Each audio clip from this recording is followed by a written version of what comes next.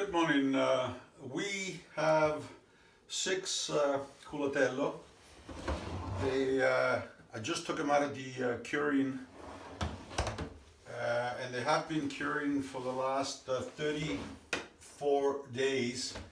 And the process that I'm using is the equilibrium system.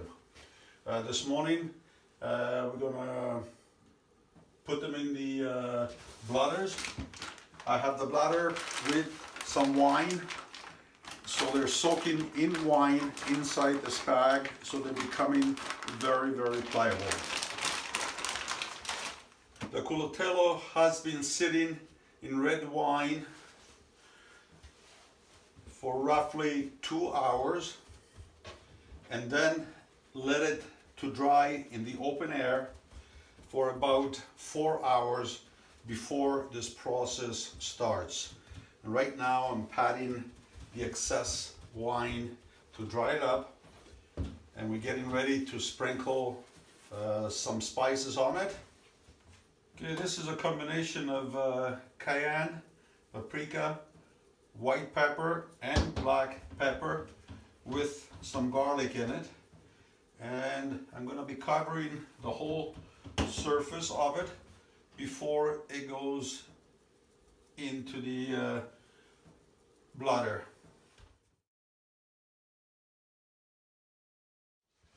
Okay, the Culatello is totally covered with all the spices. This is the bladder that we're gonna attempt to put the Culatello in. So I'm gonna have to cut it and see what happens. The bladder has been soaking in for about 2 hours in white wine. Okay, now I did not cut it all the way through. Okay, open it up. There we go. Okay, we're going to attempt to put the Culatello inside the bladder.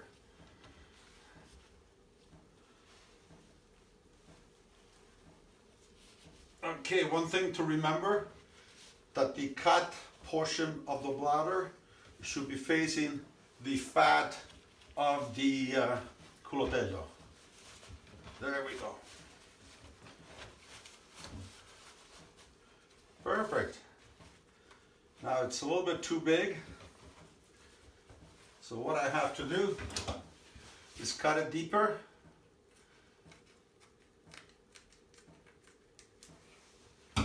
So that we can tighten it up like this. Good. I have too much skin, so I have to cut some off.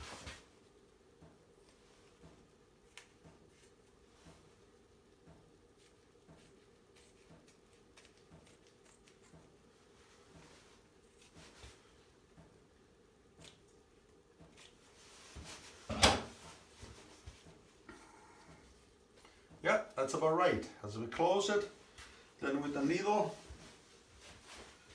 Okay, we have the needle with the string, and we're gonna attempt to saw this. Now when you do this, make sure that you don't catch the meat.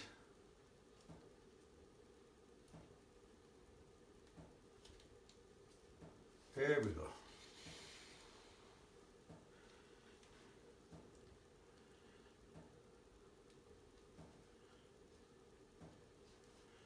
My aunt used to be a seamstress. In the old days, she used to sew all the clothes by hand. They had no sewing machine. So this is how they used to do it. It's good to do things like this. It brings back memories from the old days.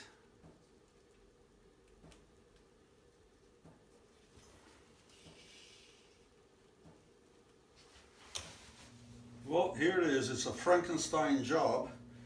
I think that my aunt would have laughed at me if she was here to see me doing this. But I think that's good enough. Okay, now it's time to do the trussing. So here we go.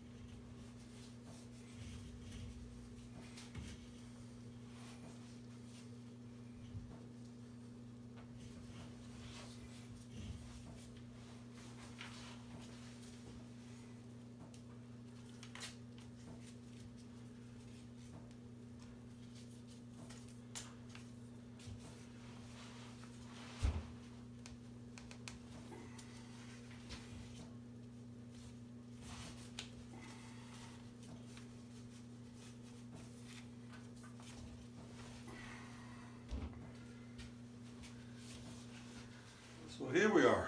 So it's ready to hang. You know, here's the top, here's the bottom. Now we have to create the netting all the way around. Okay, what we have here is a teaspoon, the handle of a teaspoon. Cut off the teaspoon off, round it off the edge, and drill the hole into the handle, and that becomes my needle to help me truss this up. So we already started it off, so it's just a matter of going underneath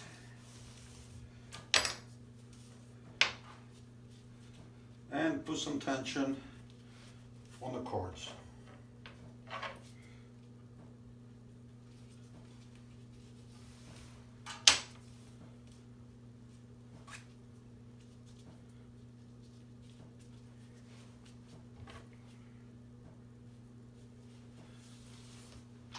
I could see that this could take a bit of time.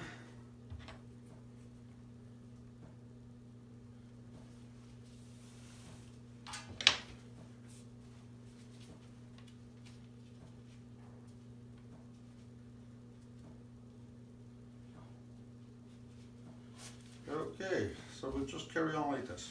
Okay, this is a very slow process, but as you can see, that I ran out of string, I had to splice it, but here's what's happening.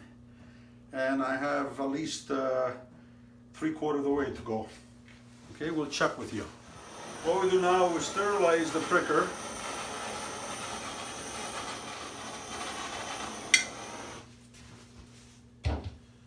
And we poke a whole bunch of holes in here. Make sure that all the water and all the air comes out.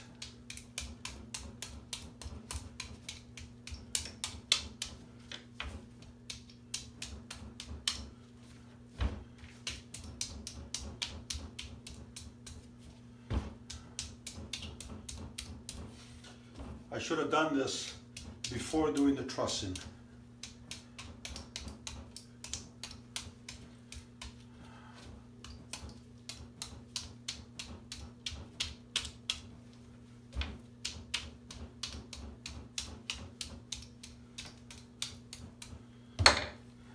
There we go.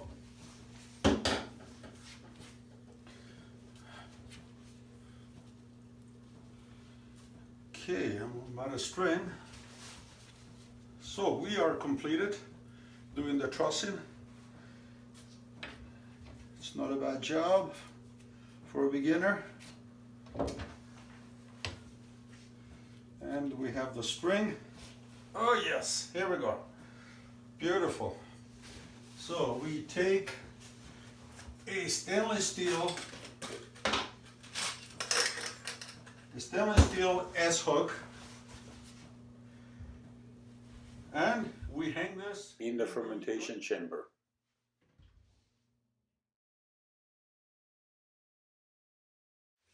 I'm going to show you how to put a netting for the Culatello, you know. What I have here is a bucket, which I'll cut it in half, and I put a hinge on both sides. So when the Culatello goes in it, it can actually spread and go through. And this is one of these traffic cones. It goes right over the top, and that makes it easy to put the netting on. So you put the netting on.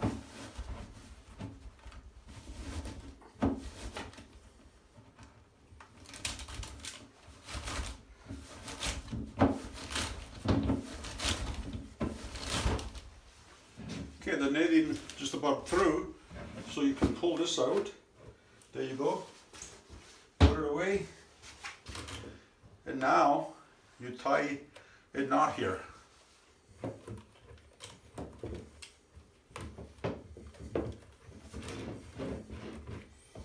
And what I have is a hog clip.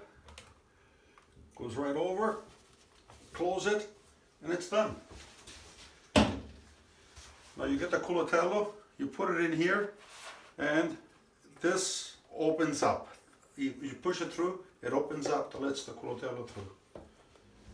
Okay, the bladder is on it, So we put it in the bucket, right?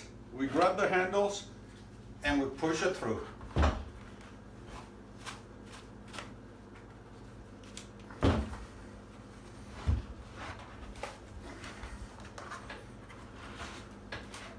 You can see the way the bucket started to open up.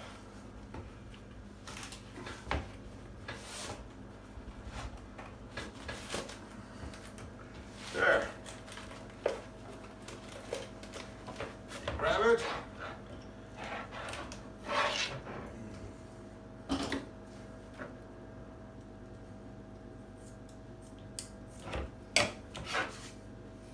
There we go. So that helps to keep the bladder in place, so it's easier to truss it. That's the only reason why I'm doing this.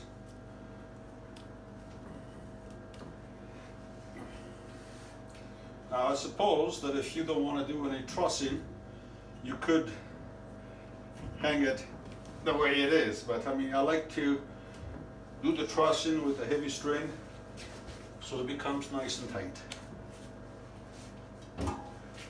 There it is. Okay, let's tighten up the bottom as well. Now, I don't know if you can see it or not. You see how it keeps the bladder nice and tight, so it doesn't go all over the place for you.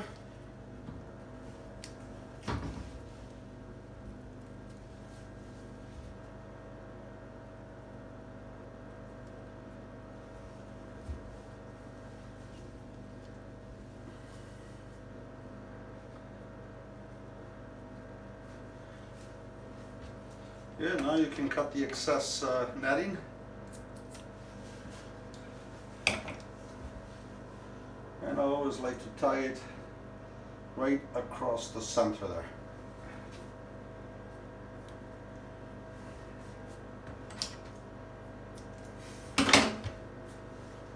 There. See, now it's easy to handle it. It's not going to fall apart on you.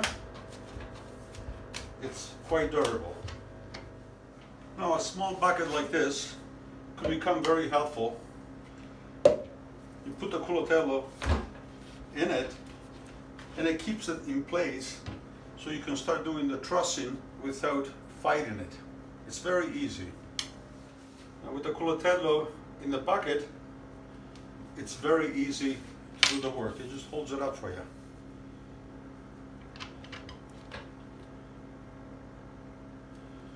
Okay, I started the wrong way. Okay, we're back on track.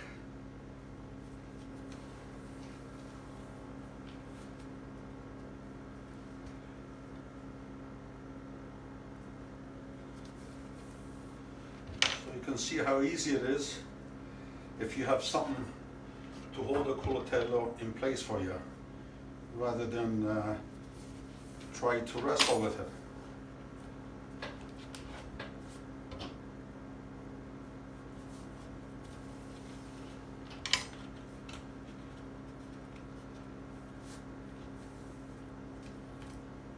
And you carry on. Okay, we finally completed trussing the Culatello. It took me about 3.5 hours, but it's all done. Now, this is my grow tent that got converted to a fermentation chamber and also a coal smoke chamber. Now, the coal smoke is done outside. The fermentation is done inside.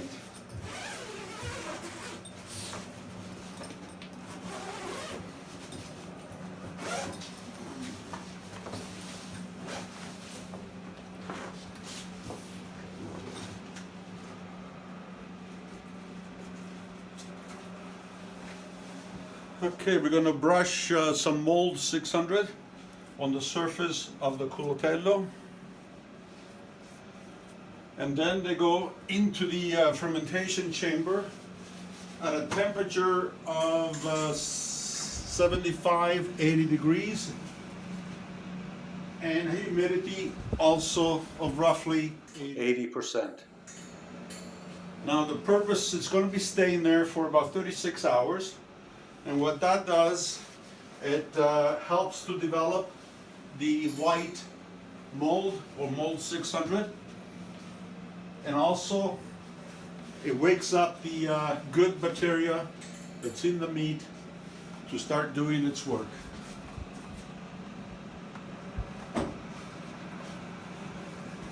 Now, as you can see, we have a humidifier, and there's also a heater just below the cinder block.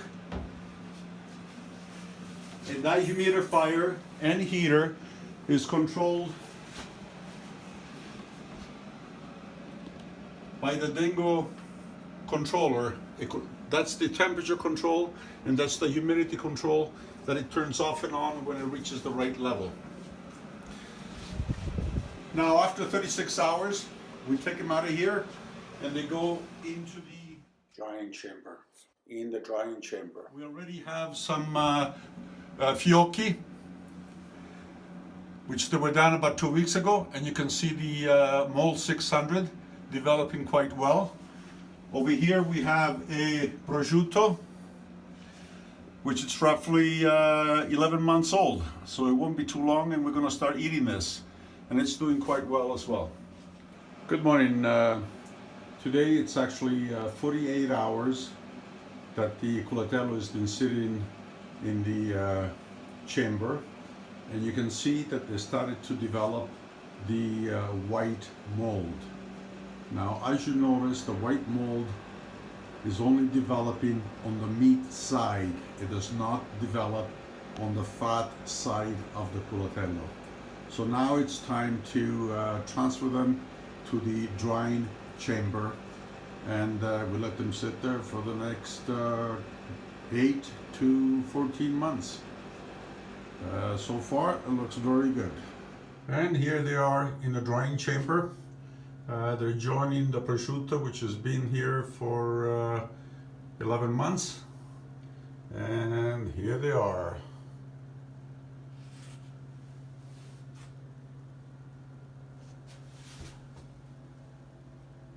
And we have the fiocco on the upper shelf. There's 8 of them. They're doing quite well too. They all have the white mold, which is a good indication. And we'll see you back in a few months. Bye for now.